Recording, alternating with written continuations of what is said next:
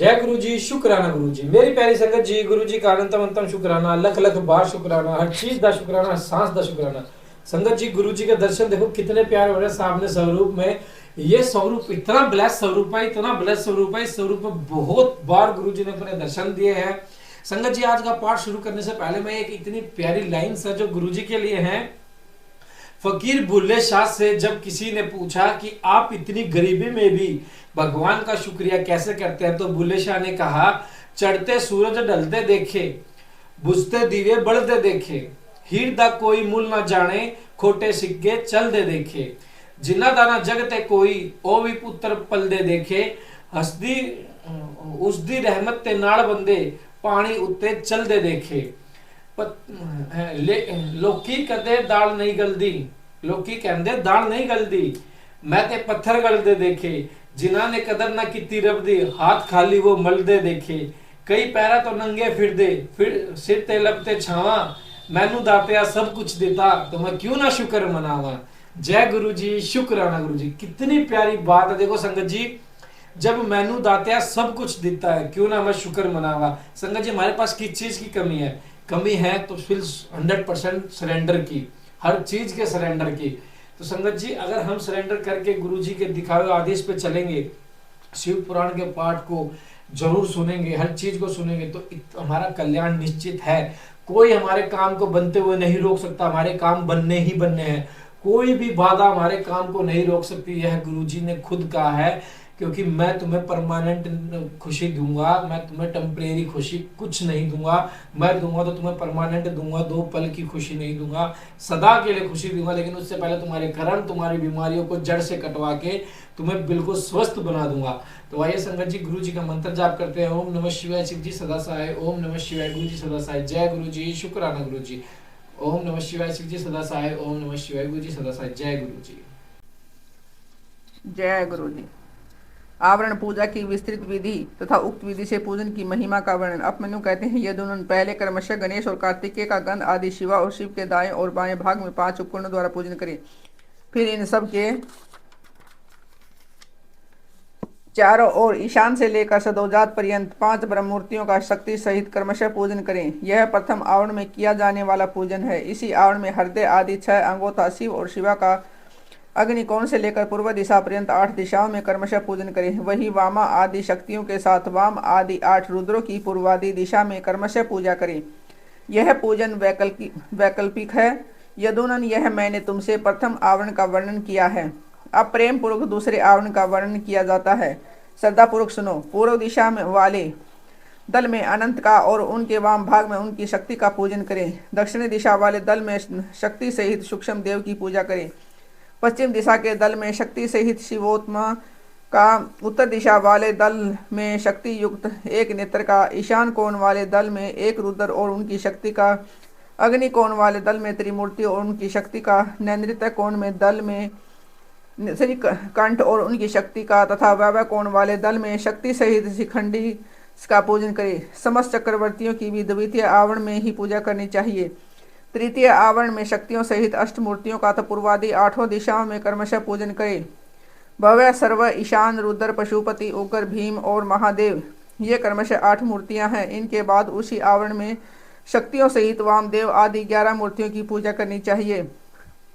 महादेव, शिव, रुद्र, शंकर, नील लोहित, ईशान, विजय, भीम, देव, भवोद्भव तथा कपदृश या कपालीश, ये 11 मूर्तियां हैं। इनमें से जो प्रथम 8 मूर्तियां हैं, उनका अग्निकोण वाले दल से लेकर पूर्व दिशा पर्यंत 8 दिशाओं में पूजन करना चाहिए।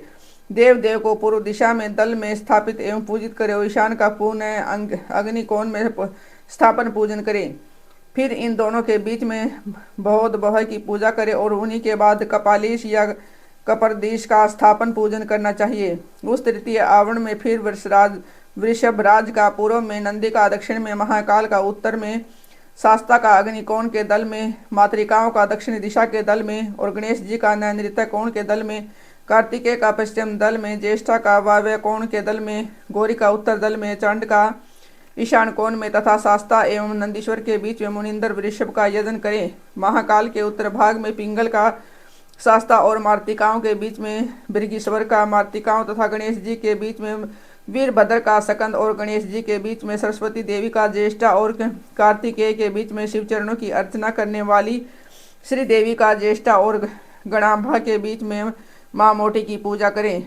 गणाम्बा और चंड के बीच में दुर्गा देवी की पूजा करें। इसी आवन में पुनः शिव के अनुचर वर्ग की पूजा करें। इस अनुचर वर्ग में रुद्रगण, प्रथमगण और भूतगण आते हैं। इन सब के विधि विविध रूप हैं और ये सब के सब अपनी शक्तियों के साथ हैं। इनके बाद एकाग्रचित हो शिवा के सखी वर्ग का भी ध्यान एवं पूजन करना चाहिए। इस प्रकार तृतीय आवरण के देवताओं का विस्तार पूर्वक पूजन हो जाने पर उसके बाह्य भाग में चतुर्थ आवरण का चिंतन एवं पूजन करें। पूर्व दल में सूर्य का, दक्षिण दल में चतुर्मुख बाह्य का, पश्चिम दल में रुद्र का और उत्तर दिशा के दल में भगवान विष्णु का पूजन करें। इन चारों देवताओं के भी पृथक पृथक आवरण हैं। इनके प्रथम आवरण में 6 अंगों तथा दीप्ता आदि शक्तियों की पूजा करनी चाहिए। दीप्ता, सुषमा, जया, भद्रा, विभूति, विमला, अमोघा और विद्युता इनकी क्रमशः पूर्व आदि 8 दिशाओं में स्थिति है। द्वितीय आवरण में पूर्व से लेकर उत्तर तक क्रमशः 4 मूर्तियों की और उनके बाद उनकी शक्तियों की पूजा करें। आदित्य, भास्कर, भानु और रवि ये 4 मूर्तियां क्रमशः पूर्वादि 4 दिशाओं में पूजनीय हैं। तत्पश्चात अर्क, ब्रह्मा, रुद्र तथा विष्णु ये 4 मूर्तियां भी पूर्वादि दिशाओं में पूजनीय है। पूर्व दिशा में विस्तरा, दक्षिण दिशा में सूत्रा और पश्चिम दिशा में बोधिनी और उत्तर दिशा में आपयनी की पूजा करें। ईशान कोण में उषा की, अग्नि कोण में प्रभा की, नैऋत्य कोण में प्राज्ञा की और वायव्य कोण में संध्या की पूजा करें। इस तरह द्वितीय आवरण में इन सब की स्थापना करके विधिवत पूजा करनी चाहिए।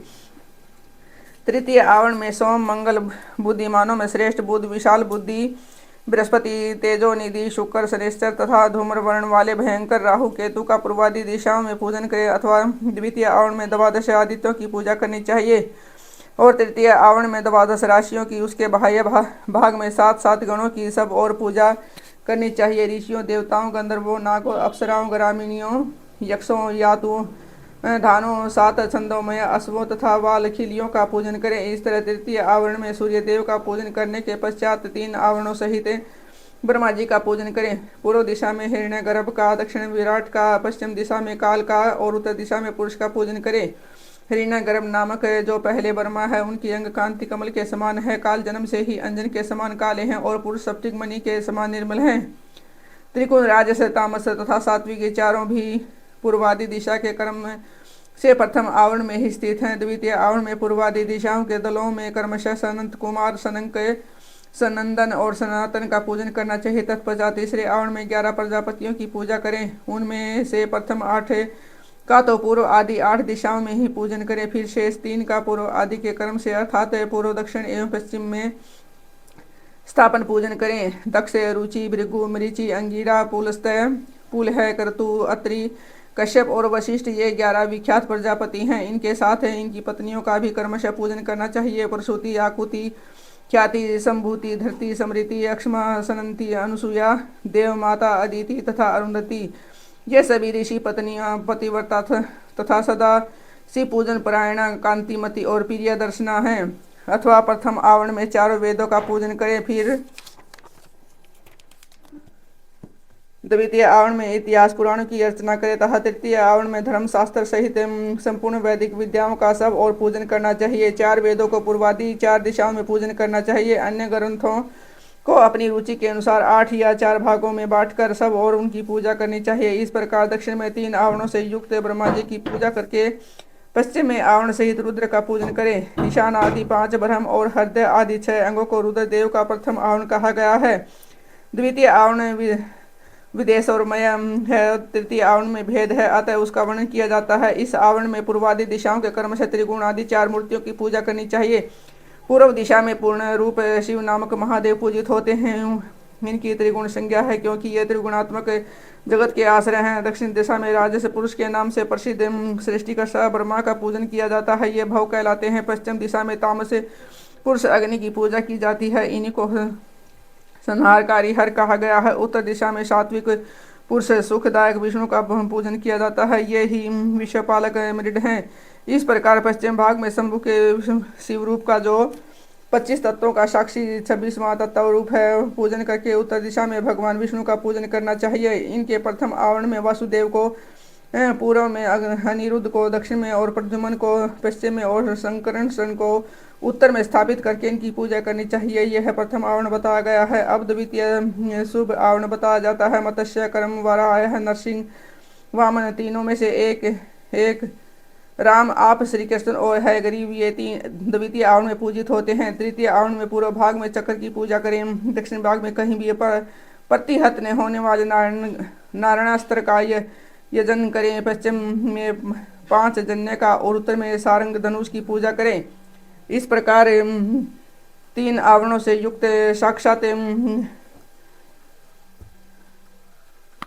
साक्षात शिव नामक परम हरि महाविष्णु की जो सदा सर्वत्र व्यापक है मूर्ति में भावना करके पूजा करें। इस तरह विष्णु के वैसे 4 मूर्तियों का पूजन करके कर्म से उनकी 4 शक्तियों का पूजन करें।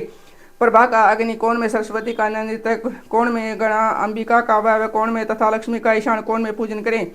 इसी प्रकार भानु आदि मूर्तियां और उनकी शक्तियों का पूजन करके उसी आवरण में लोकेश्वर की पूजा करें। उनके नाम इस प्रकार है: इंद्र, अग्नि, यम, निरर्ति, वरुण, वायु, सोम, कुबेर तथा ईशान। इस प्रकार चौथे आवरण की विधि पूर्वक पूजा संपन्न करके बाह्य भाग में महेश्वर के आयुधों की अर्चना करें। ईशान कोण में तेजस्वी त्रिशूल की, पूर्व दिशा में वज्र की, अग्नि कोण में परशु की और दक्षिण में बाण की, नैऋत्य कोण में खड़ग की, पश्चिम में पास की, वायव्य कोण में अंकुश की और उत्तर दिशा में पिनाक की पूजा करें।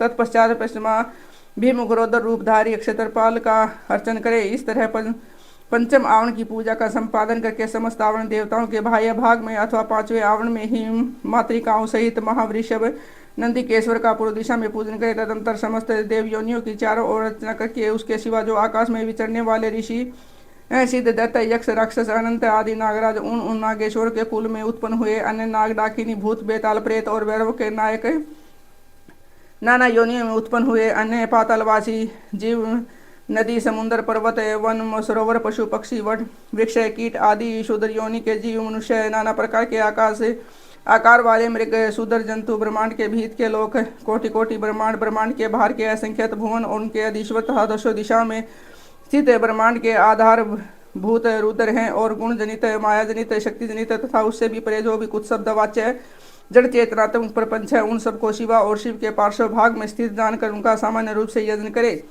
वे सब लोग हाथ जोड़कर मंद मुस्कान युक्त मुख से सुशोभित होते हुए प्रेम पूर्वक महादेव और महादेवी का दर्शन कर रहे हैं। ऐसा चिंतन करना चाहिए कि इस तरह आवरण पूजा संपन्न करके विक्षेप की शांति के लिए पुनः देवेश्वर शिव की अर्चना करने के पश्चात पंचाक्षर मंत्र का जप करे। तदंतर शिव और पार्वती के सम्मुख उत्तम व्यंजनों से युक्त अमृत के समान मधुर, शुद्ध एवं मनोहर महाचरु का निवेदन करे। यह महाचरु 32 आडक लगभग 3 मन 8 शेर का हो तो उत्तम है और कम से कम 1 आडक का हो तो निम्न श्रेणी का माना गया है। अपने वैभव के अनुसार जितना भी हो सके महाचरु तैयार करके उसे श्रद्धापूर्वक निवेदित करे। तदंतर जल और तांबुल, इलायची आदि निवेदित करे। आरती उतार कर शेष पूजा समाप्त करें।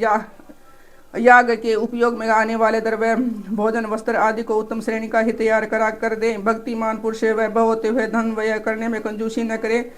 जो सठिया कंजूस है और पूजा के प्रति अपेक्षा की भावना रखता है, पर वह यदि कृपणतावश कर्म को किसी अंग से 3 कर दे तो उस के वे काम्य कर्म सफल नहीं होते, ऐसा सत्पुरुषों का कथन है। इसलिए मनुष्य यदि फल सिद्धि का इच्छुक हो तो उपेक्षा भाव को त्याग कर संपूर्ण अंगों के योग से काम्य कर्मों का संपादन करें। इस तरह पूजा समाप्त करके महादेव और महादेवी को प्रणाम करे। फिर भक्ति भाव से उनको मन को एकाग्र करके स्तुति पाठ करे। स्तुति के पश्चात साधक उत्सुकता पूर्वक कम से कम 108 बार और संभव हो तो 1000 से अधिक बार पंचाक्षरी विद्या का जप करे। तत्पश्चात कर्म से विद्या और गुरु की पूजा करके अपने अभ्युदय और श्रद्धा के अनुसार यज्ञ मंडप के सदस्यों का भी पूजन करे। फिर आवरणों सहित देवेश्वर शिव का विसर्जन करके यज्ञ के उपकरणों सहित वह सारा मंडल गुरु को अथवा शिव चरणाश्रय आश्रित भक्तों को दे दे अथवा उसके शिव ही के ही उद्देश्य से शिव के क्षेत्र में समर्पित कर दे। अथवा समस्त आवरण देवताओं का यथोचित रीति से पूजन करके 7 प्रकार के होम, द्रव्योदरा, शिवाग्नि में इष्ट देवता का यजन करिए। तीनों लोकों में विख्यात योगेश्वर नाम योग है। इससे बढ़कर कोई योग त्रिभुवन में कहीं नहीं है। संसार में कोई ऐसी वस्तु नहीं है जो इससे साध्य न हो। इस लोक में मिलने वाला कोई फल हो या परलोक में इसके द्वारा सब सुलभ है, यह इसका फल नहीं है, ऐसा कोई नियंत्रण नहीं किया जा सकता, क्योंकि संपूर्ण सर्व रूप साध्य का श्रेष्ठ साधन है। यह निश्चित रूप से कहा जा सकता है कि पुरुष जो कुछ फल चाहता है वह सब चिंतामणि के समान इसे प्राप्त हो सकता है। तथापि किसी क्षुद्र फल के उद्देश्य से इसका प्रयोग नहीं करना चाहिए, क्योंकि किसी महान ने लघु फल की इच्छा रखने वाला पुरुष स्वयं लघुतर हो जाता है। महादेव जी के उद्देश्य से महान या अल्प जो भी कर्म किया जाए वह सब सिद्ध होता है, अतः उन्हीं के उद्देश्य से कर्म का प्रयोग करना चाहिए। शत्रु तथा मृत्यु पर विजय पाना है आदि है तो फल दूसरों के सिद्ध होने वाले नहीं हैं, उन्हीं लौकिक या परालौकिक फलों के लिए विद्वान पुरुष इसका प्रयोग करते हैं। महापातकों में, महान रोग से, सभी भय आदि में तथा दुर्भिक्ष आदि में यदि शांति करने की आवश्यकता है तो इसी से शांति करे। अधिक बढ़ कर बातें बनाने से क्या लाभ है। इस योग को महेश्वर शिव ने शैवों के लिए बड़ी भारी आपत्ति का निवारण करने वाला अपना निजी अस्त्र बताया है, अतः इससे बढ़कर यहाँ अपना कोई रक्षक नहीं है। ऐसा समझकर इस कर्म का प्रयोग करने वाला पुरुष शुभ फल का भागी होता है। जो प्रतिदिन पवित्र एवं एकाग्रचित होकर स्तोत्र मात्र का पाठ करता है वह भी अभिष्ट प्रयोजन का अष्टमांश फल पा लेता है। जो अर्थ का अनुसंधान करते हुए पूर्णिमा, अष्टमी तथा चतुर्दशी को उपवास पूर्वक स्तोत्र का पाठ करता है उसे आधा अभिष्ट फल प्राप्त होता है, और जो अर्थ का अनुसंधान करते हुए लगातार 1 मास तक स्तोत्र का पाठ करता है और पूर्णिमा, अष्टमी एवं चतुर्दशी को व्रत रखता है वह संपूर्ण अभिष्ट फल का भागी होता है। जय गुरु जी, शुक्राना गुरु जी। ओम नमः शिवाय, शिव जी सदा सहाय। ओम नमः शिवाय, गुरु जी सदा सहाय। देखो संगत जी, अभी भी गुरु जी के दर्शन हो रहे हैं, बहुत प्यारे दर्शन हो रहे हैं, क्योंकि गुरु जी कहते हैं कि मेरे दिखाए हुए रास्ते पे चलो। अगर मुझे गुरु माना है तो गुरु पे विश्वास भी तो करो। क्यों अपने 15 से 20 मिनट मुझे नहीं दे सकते? क्यों नहीं दे सकते? मैं ये शिव पुराण का पाठ तुम्हें घर बैठे सुनवा रहा हूँ टेलीपैथिक के थ्रू, इससे क्यों नहीं सुन रहे तुम? तो संगत जी, इस पाठ को सुनिए, गुरु जी की ब्लेसिंग लीजिए और हर पाठ में कमेंट करके अपनी हाजिरी जरूर लगाइए। आज का मैं आपको कमेंट बताने जा रहा हूँ, जय गुरु जी ओम, जय गुरु जी ओम, शुक्राना गुरु जी ओम, शुक्राना गुरु जी ओम। ये वाला कमेंट करना आपको, जय गुरु जी शुक्राना गुरु जी ओम, जय गुरु जी शुक्राना गुरु जी ओम, या आप जय गुरु जी ओम, जय गुरु जी ओम। जो ओम भी लिख देगा ना, मैं समझ जाऊंगा उसने एंड तक पाठ सुना है और उसने गुरु जी के दरबार में पूरी हाजिरी लगाई है, और गुरु जी उसको बहुत ब्लेसिंग देंगे। और एक ब्लेसिंग, एक अरदास मैं भी उसके लिए कर रहा हूँ, जो भी गुरु जी इसको एंड तक सुने उसकी अरदास जरूर जल्दी से जल्दी पूर्ण करना। मेरे मालिक, जल्दी से जल्दी पूर्ण करना। जय गुरु जी, शुक्राना गुरु जी।